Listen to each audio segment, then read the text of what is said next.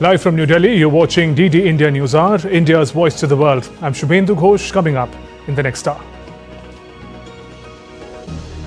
Israel-Hamas reached ceasefire deal to end 15 months of war in Gaza. 33 Israeli hostages, a number of Palestinian prisoners to be released in the first phase.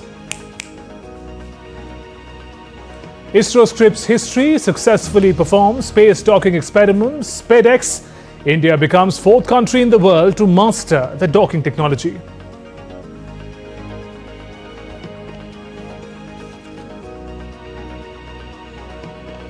Singapore President Tharman Shanmugaratnam on a state visit to India. The two countries mark 60th anniversary of diplomatic relations.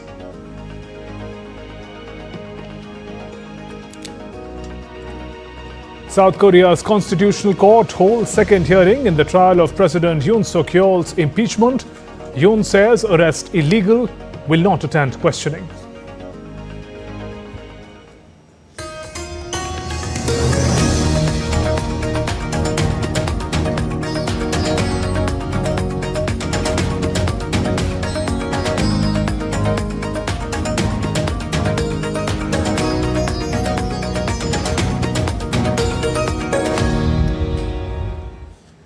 In a historic moment for India, Indian Space Research Organisation ISRO successfully performed the docking of satellites as part of the Space Docking Experiment, or SpaDex.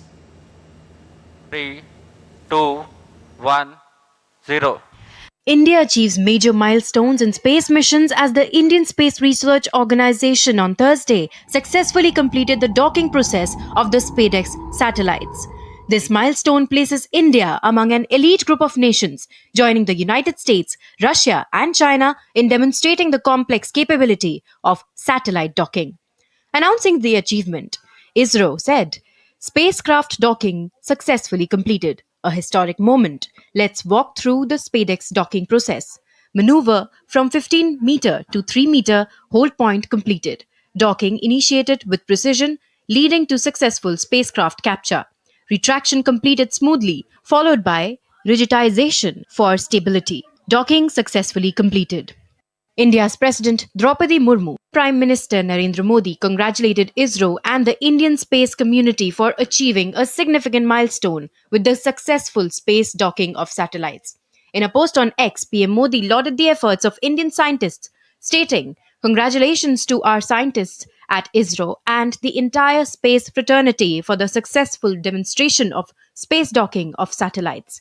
It is a significant stepping stone for India's ambitious space missions in the years to come."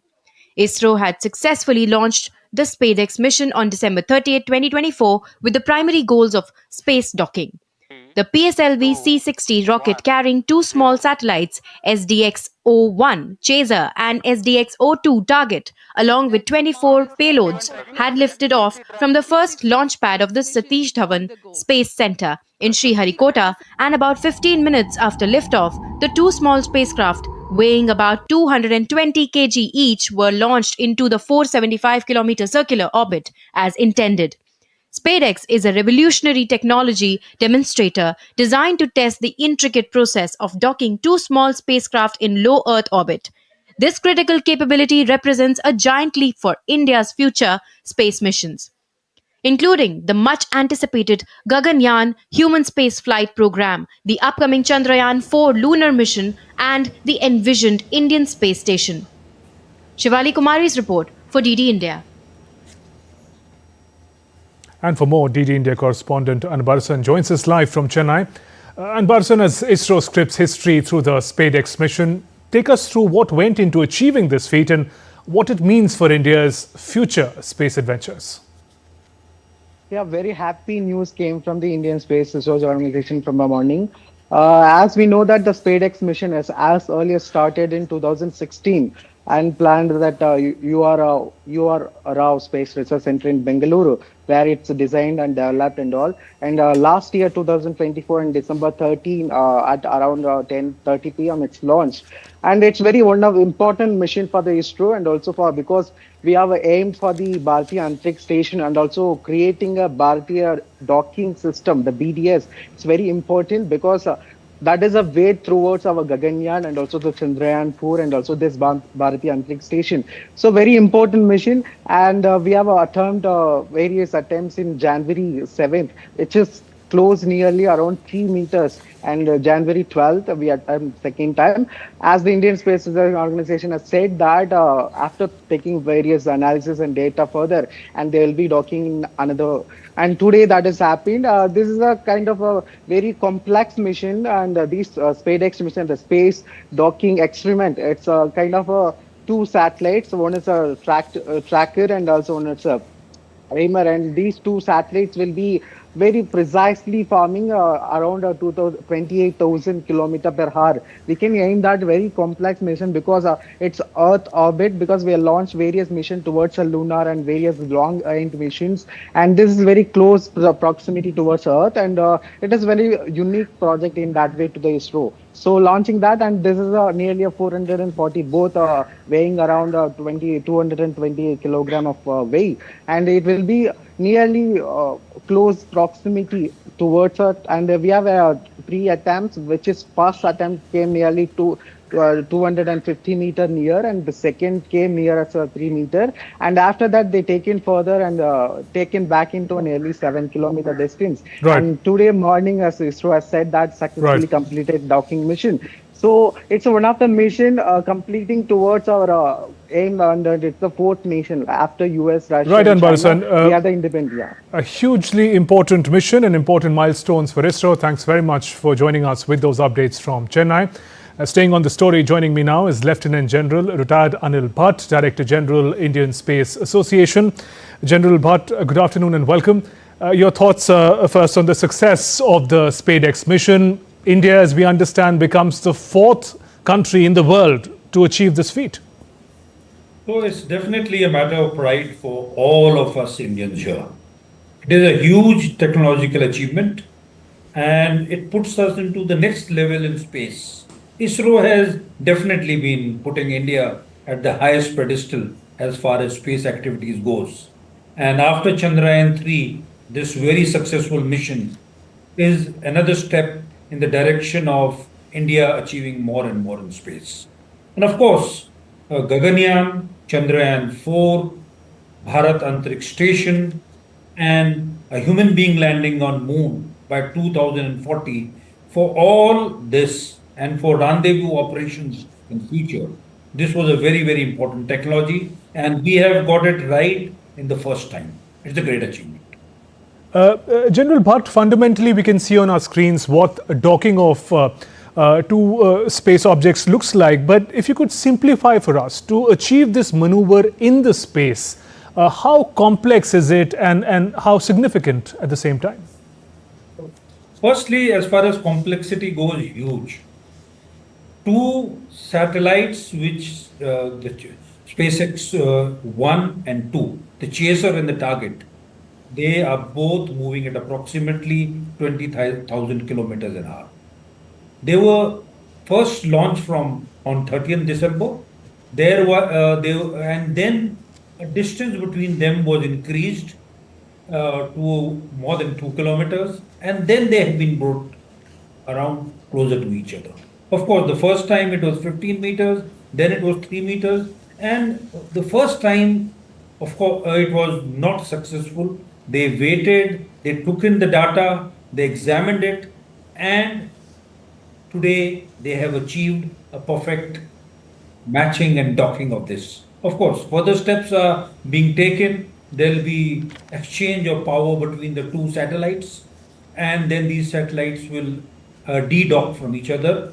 But a very, very important thing, two satellites moving in space in this speed have been autonomously docked by technology developed indigenously. A great achievement. And the mission today achieves greater importance also for what it will facilitate in the future for more complex missions. There is Gaganyaan, there is the next lunar mission, and also the very ambitious space station, India's own. Yes. For all of these, this technology was critical because, as you know, when the Bharat Antariksh Station has to be made, its parts, its 5 modules, will be taken up in components. they have to be docked together and put together in space. And for this technology was very, very critical. Similarly, for a crewed mission or any mission to the moon, if we have to get back from the moon samples or whatever, and of course, in the future, when there's a crewed mission, human beings, this space docking would be very, very critical. And sir, for laypersons to understand, how do you also reflect on ISRO's ability to successfully rise up to newer challenges? Today's mission, today's success, is just another milestone. Oh yes, in space, ISRO for the last 60 years has provided us an excellent space heritage. With minimum budgets, our scientists have really achieved much, much more than expected of anyone. And they continue to create an ecosystem in India where today they've also developed private players who were their suppliers, who are now becoming independent entities to make satellites, to launch rockets. The whole space enterprise in India is led by ISRO, a heritage which has been developed over the years for the last 60 years and which will continue to keep India in the high table in space. On that note, General Anil Bhatt, thank you very much for joining us on the News Hour and sharing your perspective. Moving on, India's President Draupadi Murmu accorded a ceremonial welcome to President of Singapore, Tharman Shanmugaratnam, at the forecourt of Rashtrapati Bhavan on Thursday. Prime Minister Narendra Modi was also present on the occasion. The leader from Singapore inspected a guard of honor, after which he met various delegates.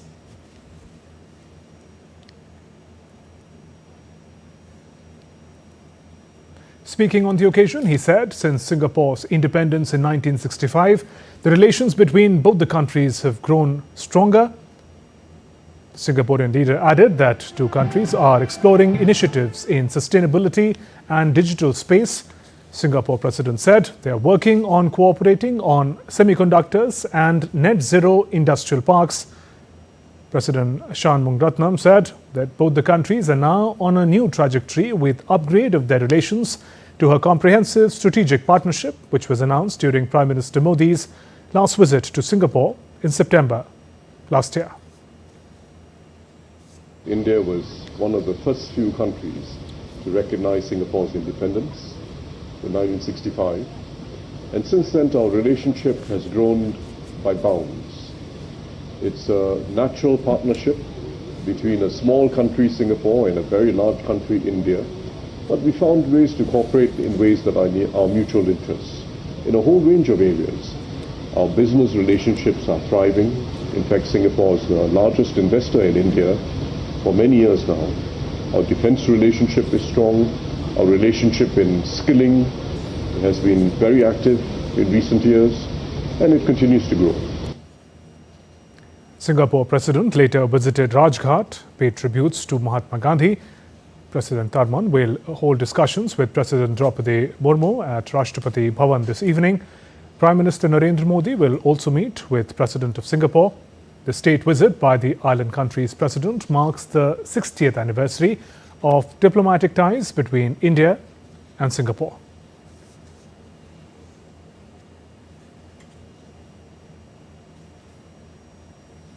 In a move to strengthen bilateral ties and focus on advanced energy cooperation between India and the United States, the Biden administration on Wednesday announced to lift sanctions on 3 Indian entities: Indian Rare Earths, Indira Gandhi Atomic Research Center and Bhabha Atomic Research Center.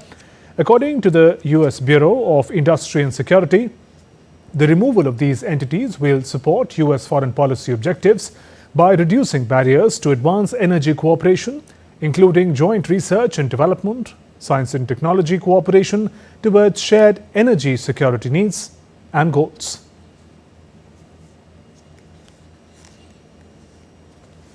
The official release comes a week after U.S. National Security Advisor Jake Sullivan made the announcement on Washington's behalf during his visit to New Delhi.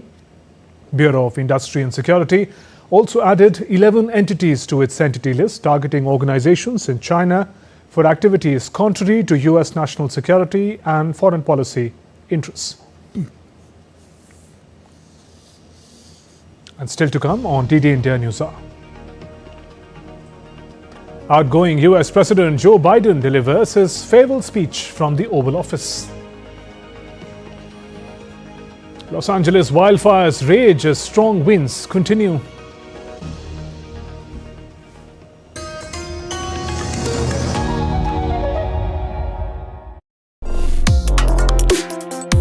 Complex issues, hidden agendas, twists and turns, strategic games. We think all dots are linked. We just need to connect them. Join me every week as I connect the dots to unravel hidden designs in statecraft, mysteries, and decode issues that matter to you. Watch Connecting the Dots with me at these times on DD India.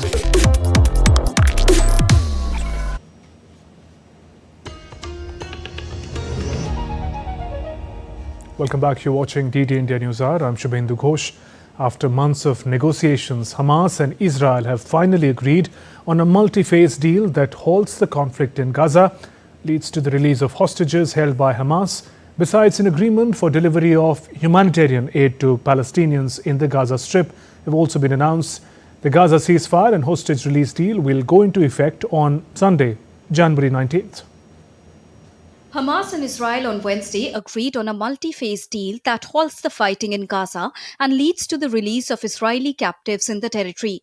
The long-awaited Gaza ceasefire and hostage deal was finalized in Qatar's capital, Doha. The deal, mediated by Qatar, Egypt and the United States, would pave the way for a permanent end to the conflict in Gaza.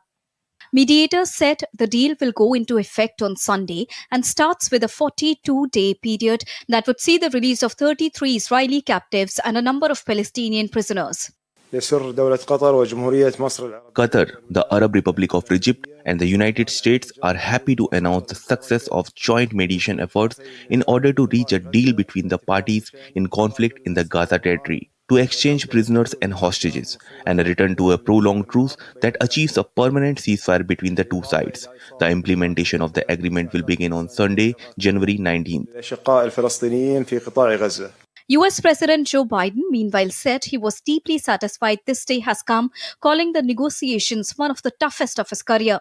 Well, we've had many difficult days since Hamas began its terrible war. We've encountered roadblocks and setbacks. We've not given up. And now, after more than 400 days of struggle, a day of success has arrived. Fighting in Gaza will stop, and soon the hostages will return home to their families. Hailing the deal, US President-elect Donald Trump, in a social media post, said that his national security team will continue to work closely with Israel and other allies to make sure Gaza never again becomes a terrorist safe haven. Israeli Prime Minister Benjamin Netanyahu held a telephonic conversation with US President Joe Biden and US President-elect Donald Trump to express his gratitude for their support in facilitating the release of hostages. Demonstrators, relatives and family members of the hostages in Tel Aviv embraced as news of the agreement spread. Thousands across Gaza also celebrated the deal and expressed relief over being able to return to their homes. People cheered, danced and blew horns to mark the 6-week initial ceasefire deal that includes the gradual withdrawal of Israeli forces from Gaza. Bureau Report, DD India. Ukraine's President Volodymyr Zelensky announced that Kiev had brought home 25 people in a prisoner exchange with Russia. The Ukrainian coordination headquarters released video showing returned prisoners of the conflict arriving in Ukraine. Zelensky thanked United Arab Emirates for their assistance in the prisoner swap. In the latest exchange, Russia's defense ministry said a 25-for-25 prisoner swap had been conducted with mediation from the UAE. Meanwhile, Russia claimed that its forces had launched a group strike targeting Ukrainian energy facilities supporting the military-industrial complex on Wednesday. The Russian Defense Ministry said its forces had controlled one settlement over the past day. Russian air defense forces also intercepted Ukrainian aerial bombs and HIMARS rocket and downed dozens of drones, while Ukraine reported downing dozens of Russian missiles and drones. Ukrainian Prime Minister Denis Shmyhal added Ukraine's energy system continues to operate stably. It also claimed to have shot down dozens of Russian missiles and drones. Meanwhile, debris from falling Ukrainian drones sparked a fire at an oil storage facility in Russia's southern Voronezh region. Regional Governor Alexander Gusev communicated via the social media, indicating that emergency services were swiftly dispatched to the affected area. Fortunately, no casualties were reported. Senator Marco Rubio, President-elect Donald Trump's pick to be U.S. Secretary of State, said both Russia and Ukraine will need to make concessions to end the conflict in Ukraine. In order to achieve objectives like the one that needs to occur in Ukraine, it is important for everyone to be realistic. There will have to be concessions made by the Russian Federation, but also by the Ukrainians, and the United States lend itself there. It's also important that there be some balance on both sides. In essence, it will be difficult to achieve this objective of a ceasefire and ultimately a peace settlement unless both sides have leverage. An outgoing U.S. President Joe Biden delivered his farewell speech from the Oval Office of the White House. In his speech, he stressed on the need to strengthen democracy, saying that oligarchy is taking place and a dangerous concentration of power among a few wealthy people in the United States is gaining ground. The 82-year-old politician of Democratic Party also said no president should be immune from crimes committed in his office. However, he assured that he would ensure smooth transition of power on January 20th. Americans are being buried under an avalanche of misinformation and disinformation, enabling the abuse of power. The free press is crumbling. Editors are disappearing. Social media is giving up on fact-checking. The truth is smothered by lies. Artificial intelligence is the most consequential technology of our time, perhaps of all time. Nothing offers more profound possibilities and risks for our economy and our security, our society, for humanity. President Joe Biden, who will retire from active politics after January 20th, also cautioned against the barrage of misinformation on the people. He especially criticized Meta's plan to stop fact-check of the information put on social media. And I wish the incoming administration success because I want America to succeed. That's why I've upheld my duty to ensure a peaceful and orderly transition of power, to ensure we lead by the power of our example. I have no doubt that America is in a position to continue to succeed. On to some other stories. A day after his arrest over a failed martial law declaration, South Korea's impeached President Yoon has refused on Thursday to appear for fresh questioning by investigators. The former star prosecutor, who faces charges of insurrection, was questioned for hours on Wednesday, but exercised his right to remain silent before being moved to a detention center. Investigators were to resume Yoon's questioning on Thursday afternoon, but his team told them he would not attend. Meanwhile, officials were trying to secure a new warrant that could hold him for longer than 48 hours. If investigators successfully obtain that warrant, they are expected to be given a 20-day extension to the leader's detention to allow time to formalize an indictment against him. Yoon's refusal to cooperate comes as the Constitutional Court opened its second hearing in the impeachment trial to determine whether to remove him permanently or reinstate his presidential powers. Let's now take a look at other stories making news today. Migrants protested in southern Mexico, calling on President Claudia Sheinbaum to grant them unrestricted travel to Mexico City. Anxiety is rising among migrants attempting to cross the U.S. border as U.S. President-elect Trump has pledged to deport migrants and terminate asylum request programs. One of the renowned mascots of Japan, Kumamon, enjoyed a special day as the honorary station master of Ginza Station of Tokyo Metro on Thursday. The appointment aimed to boost sales of Kumamoto products in the Ginza district. On Wednesday, Mount Ibu volcano on Indonesia's eastern island of Halmahera erupted for the 5th time, prompting evacuation of the residents in the vicinity. Indonesia's geological agency subsequently raised the volcano's alert status to the highest level. In Los Angeles, firefighters on Wednesday confronted persistently strong and dry winds fueling two giant wildfires that have terrified Los Angeles for the 8th day. Officials have urged residents to remain vigilant, be prepared to evacuate at a moment's notice, with peak wind gusts forecast to last through Thursday afternoon. Some 6.5 million people remain under critical fire threat after the fires consumed an area nearly the size of Washington, D.C., resulting in at least 25 deaths so far. The fires have damaged or destroyed more than 12,000 homes and other structures, forced as many as 200,000 people from their homes. Some 82,400 people were under evacuation orders. Another 90,400 faced evacuation warnings as of Wednesday.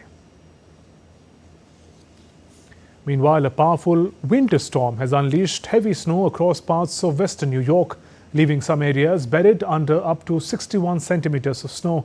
The snow, driven by intense squalls blowing in from Lake Erie and Lake Ontario, has created hazardous conditions.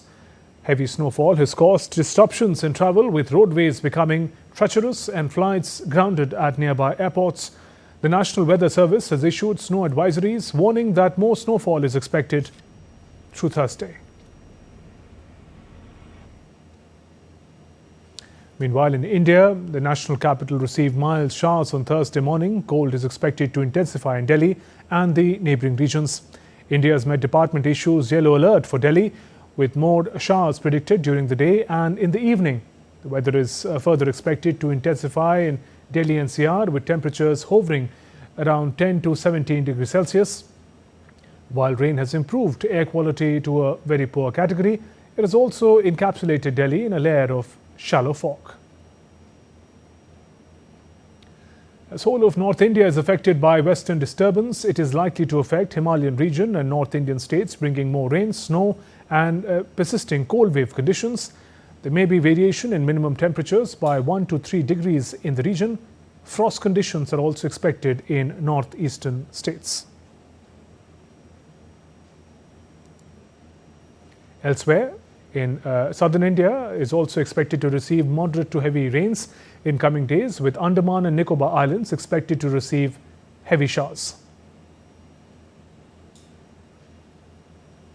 In India, Jammu is also receiving snowfall in various regions of higher reaches due to western disturbances, recording a drop in minimum temperatures.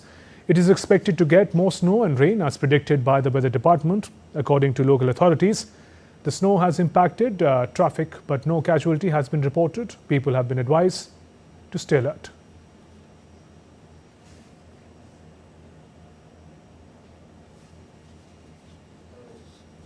We now take you live to Vadnagar, Gujarat, where Union Home Minister Amit Shah is addressing a gathering after inaugurating a slew of infrastructure projects. Jai Hat case.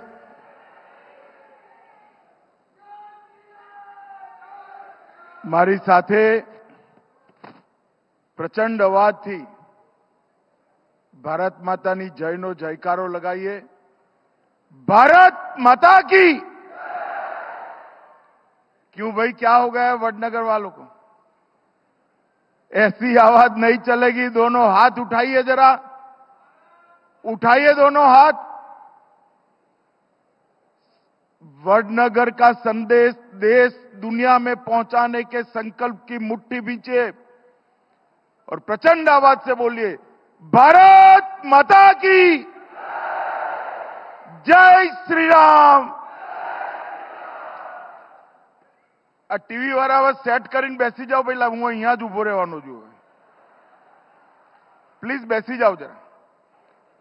आज के कार्यक्रम में मंच पर उपस्थित श्रीमान धर्मेंद्र प्रधान जी, केंद्रीय शिक्षा मंत्री, गुजरात राज्य के लोकप्रिय मुख्यमंत्री भाई भूपेंद्र पटेल जी, गुजरात के शिक्षा मंत्री ऋषिकेश भाई, पर्यटन मंत्री मुलू भाई, गृह मंत्री हर्ष संघवी, महसाणा के सांसद हरिभाई पटेल, राज्यसभा के सांसद मयंक नायक जी, मोदी जी के वडील बंधु सोमाभाई मोदी, जिला पंचायत की अध्यक्षा तृषाबेन पटेल, उपस्थित सभी अधिकारीगण और आज ये पुरातन नगरी में आए हुए वडनगर के वासी, आसपास से गांवों से पधारे हुए सभी भाइयों बहनों को मेरा नमस्कार, प्रणाम। सबसे पहले मैं वडनगर के स्थानीय देवता और नागरों के कुल देवता हाटकेश्वर महादेव को प्रणाम करता हूं। मैं आदि कवि नरसिंह मेहता जी की दोहित्री और शास्त्रीय संगीत और राग संगीत दोनों की विदुषी ताना रीरी को भी प्रणाम कर मेरी बात की शुरुआत करता हूं। मैं वडनगर में आया हूं। आज पूरी दुनिया कई मामलों में जिनको नेता स्वीकार कर उनके पद चिन्हों में चल रही है, ऐसे हमारे देश के नेता नरेंद्र मोदी जी की ये जन्मभूमि है। मैं ये वडनगर की भूमि को कई कई बार प्रणाम करता हूं। भाइयों बहनों, आज का ये कार्यक्रम कई मायनों में वडनगर को देश और दुनिया के नक्शे पर रखने वाला कार्यक्रम। हम सभी जानते हैं हमारा वडनगर सबसे पुरातन शहरों में से एक शहर, जिसने अपनी अक्षुण्णता और जीवंतता के कारण देश के हर काल की संस्कृति की और संस्कार को प्रभावित करने का काम किया। हजारों साल से अनथक रूप से ये वडनगर की यात्रा चलती गई और 2500 साल से पुराने तो हमारे पास इसका प्रमाण भी है। अभी आपने अतीत पर एक फिल्म दर्शाया गया, उसको देखा है, मगर भाइयों बहनों, आज मैं एक कार्यक्रम के माध्यम से समग्र देश की जनता को बताना चाहता हूं, ये पुरातात्विक अनुभवात्मक संग्रहालय उत्खनन परिसर का आप जरूर मुलाकात देखिए। दुनिया भर में ऐसा म्यूजियम उपस्थित नहीं है जहां इतिहास और उत्खनन दोनों मौजूद है। आज यहां पर लगभग 300 करोड़ की लागत से एक म्यूजियम बनाया गया है और मैं नरेंद्र भाई को बहुत साधुवाद देना चाहता हूं। इन्होंने ये परिकल्पना कर न केवल वडनगर, गुजरात और देश की संस्कृति को दुनिया के नक्शे पर रखने का काम किया है। संग्रहालय भवन, उत्खनन स्थल, इसके अंदर 2500 साल से पुरानी वडनगर की यात्रा को जीवंत करने का काम संग्रहालय बनाने वालों ने किया है। ये म्यूजियम न केवल वडनगर के पुरातन होने का बोध देता है, वडनगर के हर समय समयांतर में संस्कृति, व्यापार, नगर रचना, शिक्षा और शासन के भी कई सारे कंट्रीब्यूशन को, योगदान को उजागर करता है। आज यहां पर मैंने प्रेरणा संकुल परिसर का भी औपचारिक उद्घाटन किया, जिस स्कूल के अंदर नरेंद्र मोदी जी ने प्राथमिक शिक्षा प्राप्त करी, वहां आज देश भर के बच्चे इसी रास्ते पर चलने की शिक्षा प्राप्त करने के लिए आ रहे हैं। ये प्रेरणा संकुल आने वाले देश के भविष्य में कई ऐसे बड़े व्यक्तियों का योगदान देने का काम करेगा। आज यहां पर खेल परिषद का भी उद्घाटन हुआ है। मोदी जी ने एक लक्ष्य रखा है कि 2036 का ओलंपिक हमारे अहमदाबाद में होगा। उस वक्त वडनगर के बच्चे यहां तैयार होकर वो स्पर्धा में जाएंगे। भाइयों बहनों, हम सब जानते हैं कि वडनगर की संस्कृति का और इतिहास बहुत पुराना है।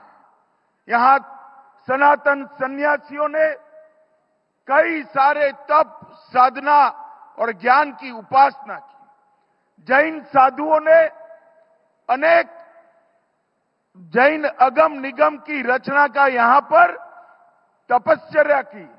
कहा जाता है कि यहीं पर पहली बार एक जैन ग्रंथ, जिसको सिर्फ साधुओं के लिए पढ़ा जाता था, उसको पढ़ने का काम भी, कल्पसूत्र को पहली बार जनता के लिए पढ़ने का काम भी हमारे वडनगर में हुआ।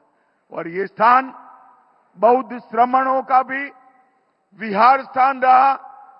ज्ञान की पिपासा बुझाने के लिए ढेर सारे बौद्ध श्रमण भी यहां पर आए। तीन महान धर्मों की ये उपासना स्थली रही है। और स्कंद पुराण से लेकर आज तक चमत्कारपुर, अनर्थपुरा, आनंदपुर, वृद्धनगर और वडनगर, ये पूरी यात्रा ये म्यूजियम में आपके सामने चित्रों के साथ रखने का काम म्यूजियम ने, निर्माताओं ने किया था। हेन सांग ने 7वीं दशाब्दी के वडनगर का जो वर्णन किया और ईसा के बाद का वडनगर का भी पूरी यात्राओं को यहां रखा है। भाइयों बहनों, मोदी जी ने जो पंच प्राण का संकल्प पूरे देश को दिलवाया है, उसमें हमारी विरासत पर गौरव भी एक है। गुलामी के सारे चिन्हों को भुलाकर विरासत के गौरव को अनुभूति कर भविष्य को आधुनिकता के आधार पर गढ़ने का साहस और कौवत दोनों हमारे देश के युवाओं में आए। इसलिए ये पंच प्रण का संदेश मोदी जी ने दिया है। और आज मैं जरूर कहना चाहता हूं कि हमारी विरासत पर गौरव और गुलामी के अवशेषों को नामशेष करना, ये दोनों चीजें आज ये म्यूजियम के माध्यम से संभव होने वाली है। इसका मुझे पूरा विश्वास। भाइयों बहनों, ये म्यूजियम 7 परत हमारे आर्थिक, आध्यात्मिक, सामाजिक, नैतिक, भौतिक और सांस्कृतिक विकास की परतें हैं जो यहां पर संजोई गई है, जो 2500 साल के कालखंड में भारत की सांस्कृतिक यात्रा, राजनीतिक यात्रा, एडमिनिस्ट्रेशन की यात्रा और हमारे नगर रचना को भी इंगित करने वाली है। और आज मोदी जी के नेतृत्व में हम अपनी खोई हुई धरोहर विश्व भर से संजोकर लाते हैं। लगभग 350 कलाकृतियां, जिसमें गुजरात की चोरी हुई महिषासुर मर्दिनी की प्रतिमा भी है, ये जब देश में लाए हैं, उसके साथ साथ देश की विरासत को हमारी जमीन के अंदर, भूमि के नीचे से निकालकर आने वाले दिनों में लोगों के सामने रखने का काम किया है। भाइयों बहनों, आज जब मैं मोदी जी के गांव में आया हूं, तब मोदी जी के लिए भी कहना चाहता हूं। मोदी जी ने गुजरात की भूमि को स्वामी दयानंद जी, महात्मा गांधी और सरदार पटेल की विरासत को इतनी ही तेजस्विता और भव्यता के साथ आगे बढ़ाने का काम हमारे नरेंद्र मोदी जी ने किया है। पूरे देश भर में, पूरी दुनिया में वडनगर और गुजरात को प्रसिद्ध करने का काम हमारे नरेंद्र मोदी जी ने किया है। नरेंद्र मोदी जी का पूरा जीवन वडनगर में उनका व्यतीत हुआ, बचपन से लेकर देश के प्रधानमंत्री और विश्व नेता बनने की ये यात्रा आने वाले दिनों में देश और दुनिया के कई सारे विद्यार्थियों की स्टडी का एक विषय बनने वाली, इनका अभ्यास का एक विषय वस्तु बनने वाला है। मैंने भी मोदी जी को कई सालों से उनके साथ नजदीक से काम करते हुए देखा है। मित्रों, उनका जीवन एक भाषण के अंदर इनके जीवन की खूबियों को वर्णन करना असंभव है। शब्दों के आधार पर नरेंद्र मोदी जी की एक कल्पनीय यात्रा वडनगर के एक गरीब परिवार में जन्म लिए हुए बच्चे से लेकर पूरी दुनिया का मार्गदर्शन करने वाले वैश्विक नेता की ये यात्रा अवर्णनीय है। इसको शब्दों में बांध नहीं सकते। मित्रों, ऐसा कहते हैं, साइकोलॉजी में पढ़ाते भी हैं, जिस बच्चे का बचपन दारुण गरीबी में व्यतीत हो, अभाव में व्यतीत हो और कई सारे उपलांभ और उपहासों से भरा हो, वो बच्चा कुंठा से प्रेरित होता है। मगर यहां पर अपना बचपन दारुण गरीबी में बिताने वाले नरेंद्र मोदी जी एक चाय बेचने वाले गरीब पिता का बेटा, एक गरीब मां का बेटा जब बड़ा होकर राज्य और देश की धुरा अपनाया, तब कहीं पर भी कोई कटुता नहीं थी। उन्होंने शासन ऐसे किया कि उनके जैसी गरीबी राज्य और देश के किसी बच्चे को सहन न करनी पड़े, इस तरह से शासन करने का काम किया। बहुत सारे बच्चे जब कुंठा से प्रेरित होते हैं, तब विध्वंसकारी सोच पर आगे बढ़ते हैं, बदला लेने की भावना को पालकर बड़े होते हैं। मोदी जी ने अपने जीवन में अपने भाग्य ने दी गरीबाई को, करुणा को, गरीबाई को करुणा में बदला और एक ऊर्ध्वगति की सोच के आधार पर समग्र भारत के गरीबों का कल्याण करने का काम नरेंद्र मोदी जी ने कहा। और इसके साथ ही करोड़ों गरीबों के जीवन में भूख भरने का काम नरेंद्र मोदी जी ने किया। उनको घर, गटर, शौचालय, गैस, पीने का पानी, बिजली, दवाइयां और मुफ्त खाने का राशन देकर हर बच्चे के जीवन को सुखी करने का काम एक गरीब घर में पले हुए बच्चे ने किया। मैंने देश भर के, दुनिया भर के नेताओं के बचपन के बारे में पढ़ा है। इतनी विपरीत अवस्था में जन्म लेकर जरा भी कटुता पाले बगैर समग्र समाज का भला करने की सोच एक ईश्वर दत्त प्रतिभावान संपन्न बच्चे में ही आ सकती है, और वो हमारे वडनगर का बेटा नरेंद्र मोदी था। बचपन के अंदर शिक्षा में कई कठिनाइयां हुई। उससे लेकर गुजरात में जब मुख्यमंत्री बने, प्राथमिक शिक्षा को महत्व दिया। गुजरात में कन्या केलवनी यात्रा, बच्चियों को और बच्चों को पढ़ाने का एक अभियान लिया, और इसका परिणाम यह आया जब मोदी जी मुख्यमंत्री बने 37% ड्रॉप आउट रेशियो था, और जब मुख्यमंत्री से प्रधानमंत्री बने तब गुजरात का ड्रॉप आउट रेशियो 37% से 1% तक नीचे लाने का काम नरेंद्र मोदी जी ने किया। 100% बच्चे एनरोल हो, अपनी कक्षा ज्वाइन करे, इसके लिए भी काम किया।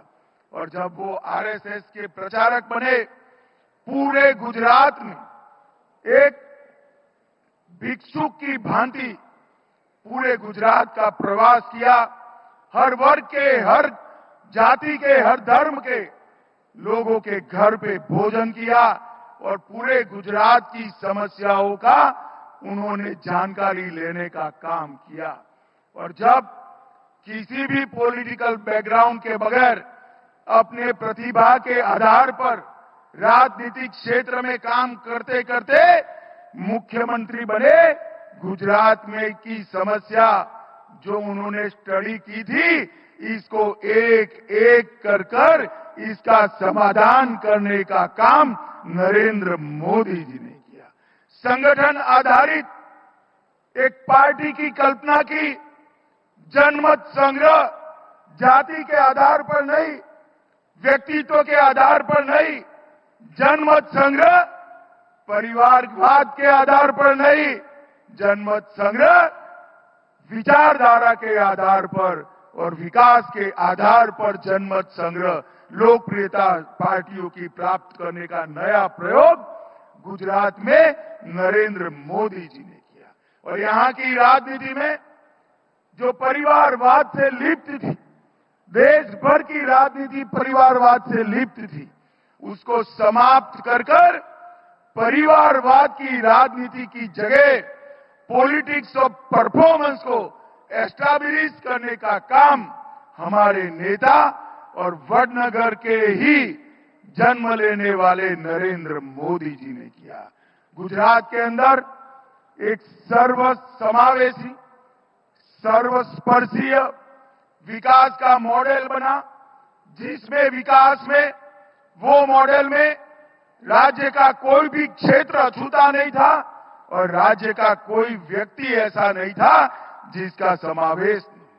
वन बंधु कल्याण योजना, सागर खेड़ू कल्याण योजना, 24 घंटा गांव में भारत भर में पहली बार बिजली पहुंचाना, रोड नेटवर्क, इंफ्रास्ट्रक्चर, सौर ऊर्जा के प्रयोगों की शुरुआत, स्ट्रक्चर्ड शहरी विकास और स्ट्रक्चर्ड ग्रामीण विकास और संपूर्ण शिक्षा के प्रयोग गुजरात में करें। और ये सर्वस्पर्शीय, सर्वसमावेशी मॉडल को गुजरात का मॉडल के नाम से पूरे देश ने वखाना भी, जाना भी और स्वीकारा भी। इसी के कारण नरेंद्र मोदी जी गुजरात के मुख्यमंत्री से सीधा देश के प्रधानमंत्री बनने वाले देश के पहले प्रधानमंत्री बने। जब पार्टी का काम करते थे सांस्कृतिक राष्ट्रवाद पर और देश के सांस्कृतिक पुनरुत्थान पर, नरेंद्र मोदी जी के भाषण मेरे जैसे हजारों कार्यकर्ताओं को मंत्रमुग्ध करते थे। मगर जब भाषण देते थे तब कई लोगों को लगता था ये कैसे संभव हो पाएगा। उसमें से एक मैं भी हूं। और भाइयों बहनों माताओं, जब प्रधानमंत्री बने, देखते देखते 550 साल से राम लल्ला एक टेंट में रहते थे। एक भव्य राम मंदिर बनाने का स्वप्न देश का उन्होंने पूरा किया। सरदार पटेल के गुजरात में सबके मन में एक खटक थी कि सरदार चले गए, धारा 370 रह गई। और आप विधाता का खेल देखिए, सरदार चले गए मगर गुजरात के ही बेटे ने धारा 370 समाप्त कर दी। मोदी जी ने 5 अगस्त को धारा 370 को समाप्त कर दिया। और जो कश्मीर, जिस पर हजारों सवाल खड़े हुए थे, कश्मीर को भारत माता का अभिन्न अंग बनाने का काम किया। मुस्लिम बहनों को ट्रिपल तलाक से अन्याय होता था, ट्रिपल तलाक को समाप्त करने का काम नरेंद्र मोदी जी ने किया और हमारी पंथ निरपेक्षता पर पर्सनल लॉ के कारण हमेशा सवालिया निशान लगता था। मोदी जी ने कॉमन सिविल कोड, समान नागरिक कानून लाकर, यूसीसी लाकर पंथ निरपेक्षता को भी प्रस्तावित करने का काम किया। आतंकवाद और नक्सलवाद के विरुद्ध दृढ़ संकल्प और सातत्यपूर्ण अभियानों के कारण आज आतंकवाद और नक्सलवाद देश में अंतिम सांसें गिन रहे हैं। दृढ़ सुरक्षा नीति के कारण सर्जिकल स्ट्राइक और एयर स्ट्राइक कर पूरी दुनिया में एक संदेश भेज दिया कि हमारे देश की सेना और हमारे देश की सीमा, इसके साथ कोई छेड़खानी नहीं कर सकता, वरना परिणाम भुगतने पड़ते हैं। ये सिद्धि नरेंद्र मोदी जी ने प्राप्त की। एक सुसज्ज सेना, गरीब कल्याण, ग्रामीण विकास और कृषि को अर्थतंत्र का मजबूत पिलर स्तंभ बनाने का काम नरेंद्र मोदी जी ने किया। रोजगारी और ग्रामीण विकास के लिए सहकारिता मंत्रालय की स्थापना की, स्टार्टअप की भरमार खड़ी हुई और टेक्नोलॉजी का उपयोग कर एडमिनिस्ट्रेशन को सीधा गरीब के घर तक पहुंचाने का काम किया।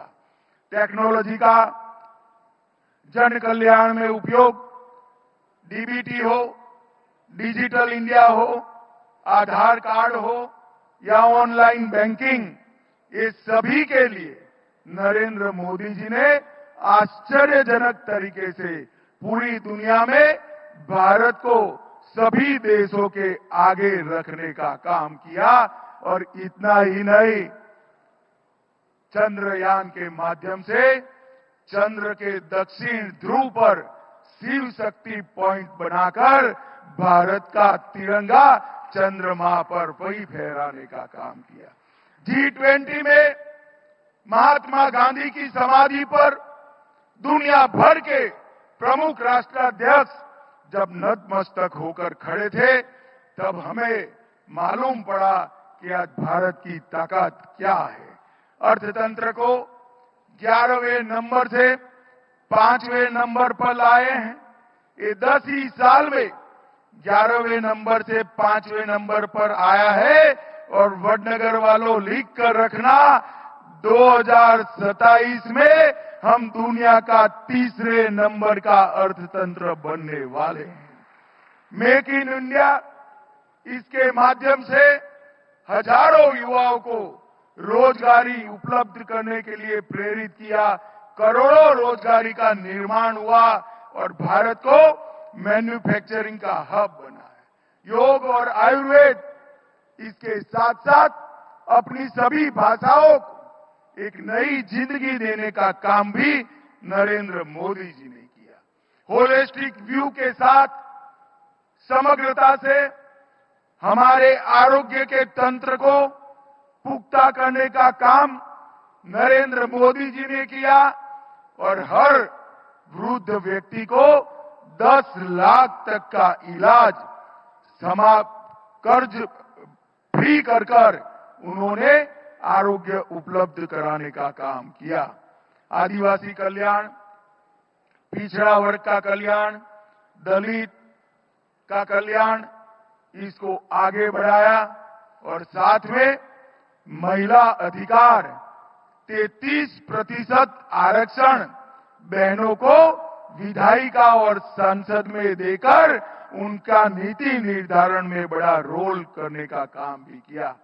देश ने मोदी जी के समय में ही रीढ़ की हड्डी वाली विदेश नीति देखी और भारत ने किसी को आंख दिखाकर भी आगे नहीं बढ़ना, आंख झुकाकर भी आगे नहीं बढ़ना, सबके साथ आंख से आंख मिलाकर समानता से बात करने का एक परंपरा, नई विदेश नीति की रचना भी नरेंद्र मोदी जी ने की है।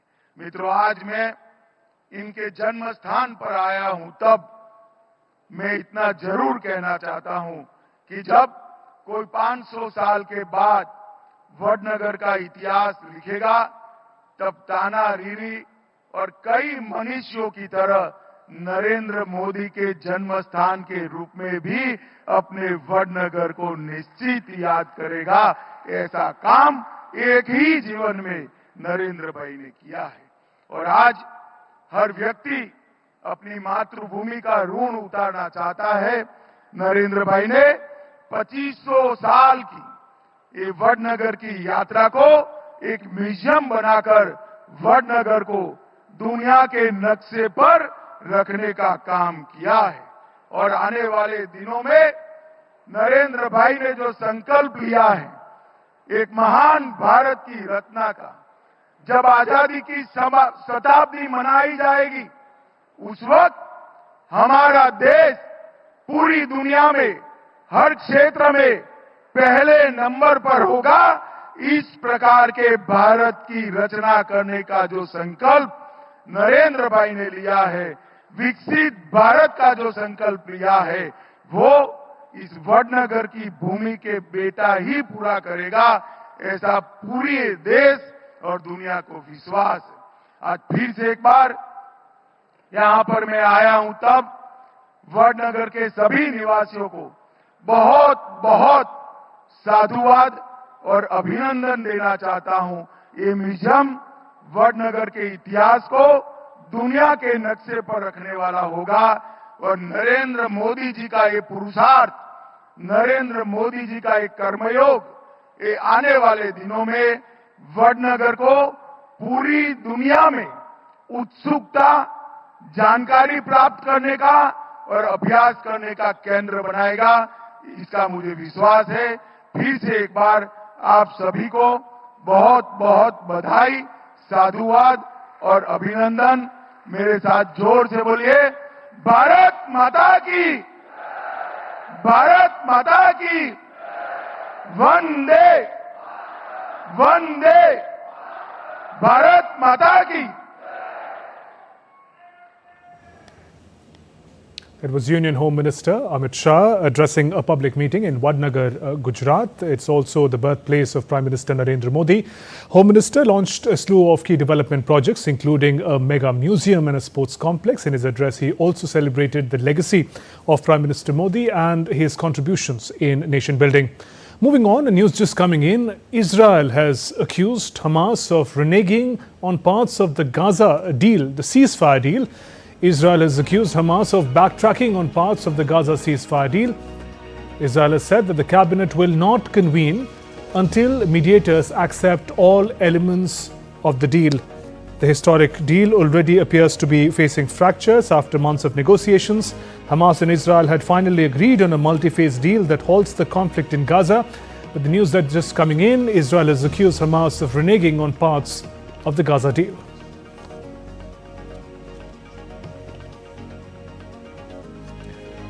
Israel has accused Hamas of backtracking on parts of the Gaza ceasefire deal that was agreed earlier today. Israel has said the cabinet, whose meeting was important to ratify the deal, will not convene till Hamas meets all the expectations of the ceasefire deal.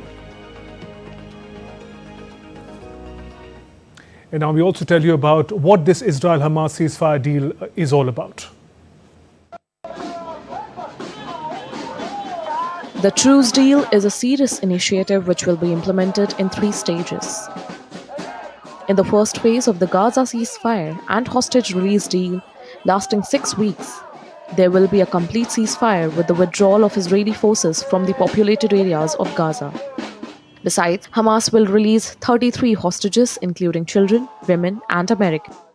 Besides, Israel will also gradually allow Palestinian civilians to return to their neighborhood. Apart from this, it will also allow a surge of humanitarian aid. Moving ahead, negotiations on implementing the second phase of the deal will begin by the 16th of the phase 1.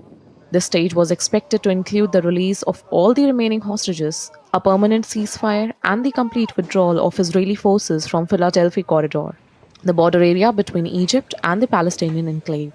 While, should the conditions of the second stage be met, the deal would move towards the third stage. This stage is expected to address the return of all the remaining dead bodies and the start of Gaza's reconstruction supervised by Egypt, Qatar, and the United Nations. Bureau Report, DD India. The latest reports suggest that the ceasefire deal appears to be in trouble already. But that's all for this edition of DD India News Hour. Let us know your thoughts on the news of the day. For those on the go, you can get all the latest news and updates from India and across the world on DD India mobile app. This app is available on both Android and iOS platforms. Scan this QR code on your screens to download now. We'll be back with more news as it breaks here on DD India. I'm Shubhendu Ghosh from all of us here in Delhi. Thanks for watching DD India News Hour. Namaskar.